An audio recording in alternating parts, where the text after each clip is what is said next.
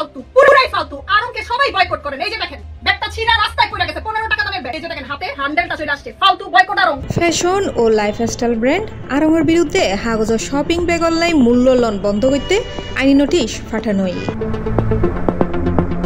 Supreme কোর্টের আইনজীবী নিশাত ফারজানা যে নিজে আরঙর নিয়মিত গ্রাহক হিসেবে পরিচয় দিয়ে সেপ্টেম্বরের 29 তারিখ সোমবার আরঙর ব্যবস্থাপনা পরিচালক ও মগবাজার আউটলেট ও স্টোর ম্যানেজারের বরাবর এই নোটিশও ফাটানোয়।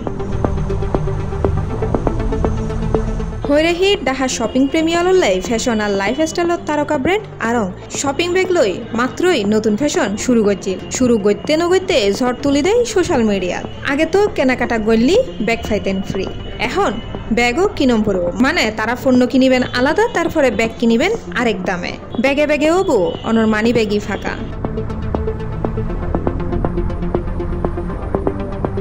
এরই পরিপ্রেক্ষিতে প্রতিবাদ স্বরূপ এক নারীরে আতত ফোন নিলে বাইরেতে দেখা যায় সোশ্যাল মিডিয়া।